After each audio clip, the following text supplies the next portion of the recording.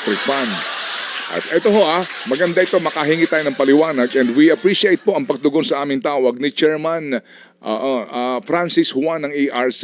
Siya po'y busy po today, nagtalaga siya ng maari magpaliwanag sa isyong ito. Tiya. Magandang umaga po, Attorney Maria Corazon Guines. Ma'am, Attorney. Magandang umaga po sa inyong lahat, kay Manong Ted at kay DJ Cha. Good morning po, Attorney Guines. Maraming salamat po sa inyo pong oras ngayong umaga. Attorney, ito po marami po ngayon ang mga post circulating online tungkol po sa reklamo nila dito sa kanilang bill sa kuryente. Nadagdagan daw po yung singil. Ngayon, sa iba sa mga post, nakikita ko po, merong mga nakalagay na line items. Meron po ditong senior citizens, fit all renewable, GEA all renewable at lifeline charges na para po sa ilang ordinaryong consumers parang hindi malinaw sa kanila bakit sa amin ikinakabit ito. Ang tanong po ng marami, ano daw po ba ito at bakit nga ba sa aming mga consumers ito sinisingil? Pwede po ba nating ma-explain isa-isa ito? Okay, sige po. Yun pong mga charges na yun, meron pong basehan po sa batas yan. At saka yung pong iba, matagal na pong sinisingil yan. So hindi na po bago ito. Yun pong lifeline subsidy, matagal na po yan. Nung pong nagkaroon po ng EPIRA, nagsasubsidize na po tayo sa mga kababayan po natin. Yun naman pong senior citizens, matagal na rin po yan. Meron din pong batas. Yun pong fit all dahil po sa Renewable Energy Act. Na matagal na rin po yan. Yun pong GEA all, yun po yung medyo bago sa atin. Pero maliit lang po yan kung ikukumpara po natin doon po sa total bill na binabayaran po natin. Kaya kung nagkaroon man po ng pagtaas ng kuryente at yung tinatawag po namin significant increase, hindi po dito nanggagaling yung significant increase ng binabayaran po ng kuryente ng ating mga consumers. So, ang malinaw po dito, ito naging pagtaas, hindi ito desisyon ng Meralco. Kumbaga, galing po ito sa batas. Ang bago lang dito yung GEA. Pwede niyo po bang i-explain ano po ito at kailan po ito nagsimulang maidagdag sa bill po ng consumers? Okay. Yun pong GEA, ito po yung sinasabi, ito po yung Green Energy Auction. Kung matatanda po natin, meron po tayong Renewable Energy Law. Noon pong 2008 pa po yan ipinasa ng Kongreso. Ngayon, nagkaroon po tayo ngayon ng mga renewable energy sources. So, dati po, at existing pa rin man po ngayon, ang ibinabayad po sa mga renewable energy plants, ayun pong tinatawag na FIT. Basta po kasama sila doon sa installation targets. So yun pong FIT, ito po yung feed-in tariff. So ito po yung para po magkaroon po ng incentive, yun pong mga renewable energy developers na mag-put up po ng RE plants, ay binibigyan po sila ng special rate para po makakompete po sila dun sa mga existing na mga conventional plants. Ngayon, yun pong diferensya ng kanilang actual cost at yung pong fit rate, doon po kinukuha sa fit all. Kasi po ang polisiya po ngayon ng gobyerno ay true cost po of electricity. So kailangan recovery of true cost of electricity, yun po yung principle ngayon na ginagamit. Ngayon, ito pong nag-reset. So instead po na kontrata po yung ginagamit po ngayon, meron pong ibang methodology of getting po yung mga RE plants. So ito po yung tinatawag nilang auction. So it's Green Energy Auction. So ito pong Department of Energy, nag-issue po sila ng guidelines dito, yung Green Energy Auction. So kagaya po nung mga renewable energy plants na under the FIT. Okay? So ito din po yung equivalent niya. Kung hindi po fit yan, naging GEA lang po siya. Okay? Ang tawag po doon sa tariff like GET, Green Energy Tariff. Okay. So, yun naman pong total cost nila, ito naman po yung kailangan nilang kunin. Para rin pong fit all yan. Kung ano po yung true cost ng mga generating plants. Na dati, nandoon lang sa mga kontrata, dito naman po sa auction. So, yun pong diferensya ng total cost at saka yung rate nila ay yun po yung kinukuha sa JAOL. Okay, ganito ha. So, Attorney, Apa. attorney, sisingit lang Sige po po. ako ha, attorney ha. Sige po. Sumasakit po yung Sige po. batok ni Chacha. Sumasakit yung kanya. Kasi masyadong technical. Opo. Tanggapin natin to, masyado itong technical. At disclosure lang po, no? Ang aming pong himpilan, sister company po kami ng Meralco. Kasi nga po, bahagi po kami ng LDP Group of Companies. Just for disclosure po, no? Para mailatag natin to. Kasi nga po, minumura ang Meralco lagi kapag nakakatanggap ng tumaas na bayarin sa kuryente.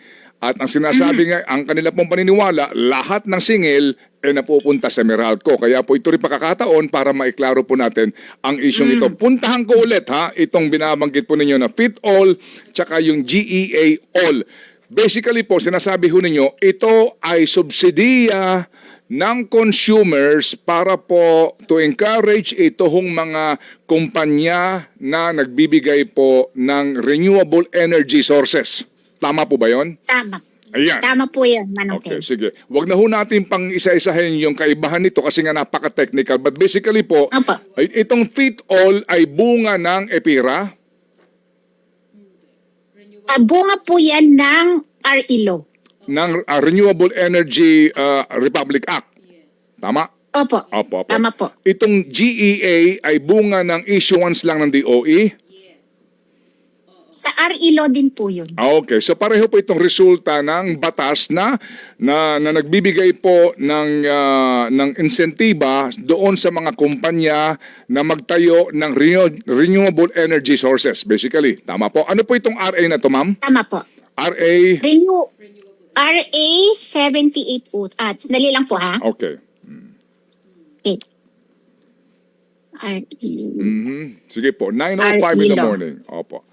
Anyway, ito po isang batas na binuo ng Kongreso. Yan, okay. Tama po. Okay. Yung Sir.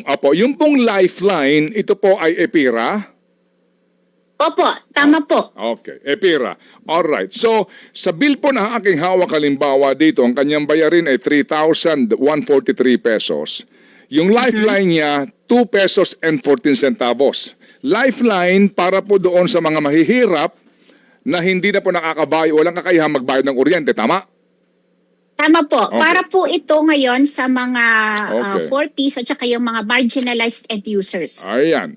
Yung pong JEA All, 7 pesos 94 centavos. Yung Fit All, 68.83 pesos. Okay? Government taxes, 317. Senior citizen, 0.02. Ano po ito? Yun pong senior citizen. Oo. Nasa batas din po yan. Ng senior citizen expanded. Tama? Opo, tama po. Yan. Meaning, Kongreso pa din ang nagbigay ng kapangyarihan. Di ba? Tama po. Opo. Bahagi Tama po. ito ng Expanded Senior Citizen Benefit Act. Right, no? Tama po. Okay, that's one. Ito po, no? Distribution Meralco, 432 pesos. Ito po mismo yung napupunta lamang sa Meralco. Tama po. Distribution, supply, and metering charge para po sa mga captive customers. Ayan nga po yun. So kumbaga sa mga kooperatiba, yung distribution, yun lang din po yun. Yung Leyte Electric Cooperative, yung Aklan, mga ganon. Ano po? Tama po. Tama po. Ayan, okay. Systems loss, ano po ito? Yun pong systems loss, ito po yung bayad sa nawawalang kuryente. Oo. Yung ninanakaw. Pwede pong technical losses, pwede din po yung ninanakaw na. Yun po yung tinatawag na non-technical losses. Meaning kasi pag tumakbo po yung kuryente galing sa planta, dadaan po ng transmission hanggang sa distribution, may systems loss dyan, di ba? Tama po. Yun po yung technical, Manong Ted. Yun ang technical. Yung pong nagnanakaw sa barangay nyo, binabayaran din natin yun. Yun ninanakaw nila. Tama po. Hanggang po sa cap na itinalaga po ng komisyon. Transmission, ito po yung sa NGCP, 311 pesos. Tama po. Ayan. At yung pinakamalaki, generation. Ito na po yung cost mismo ng kuryente galing sa planta. Tama po. Ayan. Ito ho yung bulto, 1,794. Kaya naging 3,143 ang kanyang bill. So ito nga po ang beauty ng unbundled, no? Nakaisa rito. So, pwede sabihin po natin na kung may reklamo po tayo dito po sa mga fit-all na ito, JA-all na ito, lifeline na ito, dapat dito sa Kongreso. Tama po.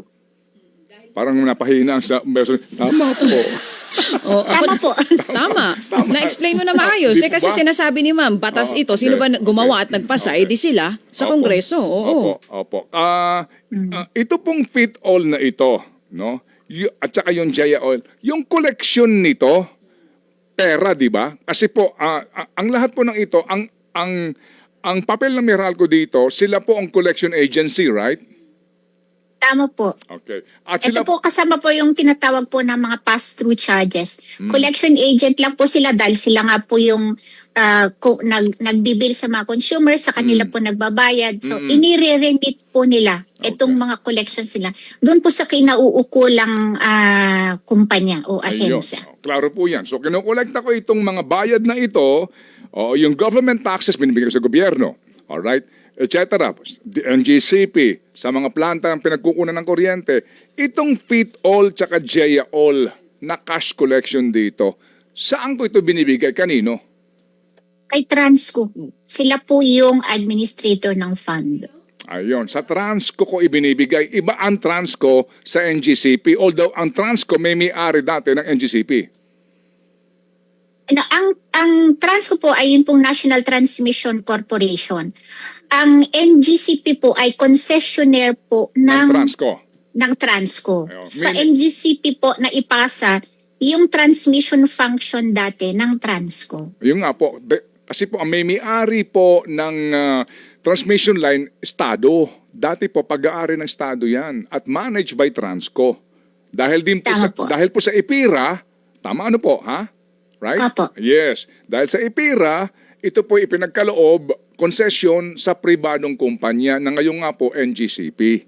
Pero practically po, Transco actually ang napapatakbo niyan. So Transco nangungulekta nito pong fit-all tsaka JA-all. Tama po. Alright. So, pag kolekta ho nila, cash po ito na pera, paano nila ito ibinibigay sa mga planta ng kuryente na ang gamit nga po renewable? Meron pong mekanismo na magsusubmiti po ng recovery mechanism yung ating mga planta. Ipapakita po nila ito yung actual cost nila, ito yung nasingil nila, para yun pong diferensya, yun po yung i-recover nila doon sa fund. Meaning, we subsidize yung pong mga pribadong kumpanya na meron pong renewable energy plants. Tama po. Ayun. Kaya nga po dito, pwedeng banggitin na natin, yung ipinapangako ng kumpanya ni Leandro Leviste, yun eh, renewable yun, di po ba?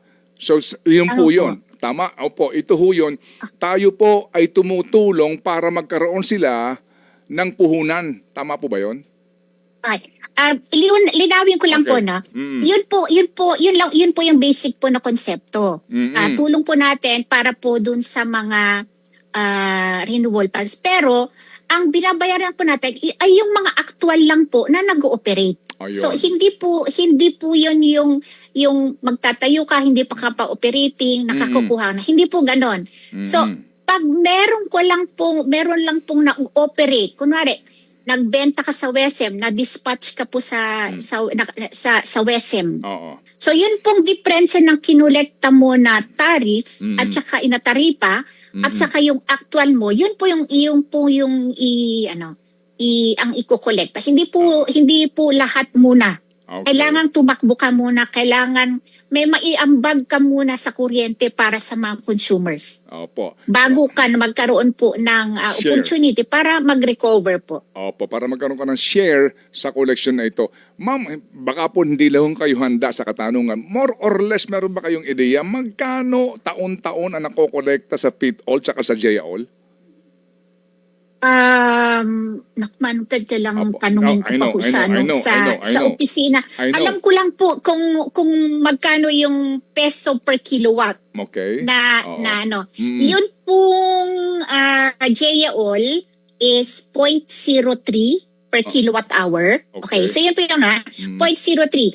Tapos yun pong FIT-OL ay 0.2011 per kilowatt hour. Okay. Yun naman pong lifeline rate ngayon ay 0.01 per kilowatt hour. Okay. Kung ito-total po ninyo lahat yan, Mm. ay 0.2411 per kilowatt hour. Okay. Ayun, i-translate lang po natin kung kunwari 100 kilowatt hours ka, ang babayaran mo po sa lahat na yon ay 24 pesos.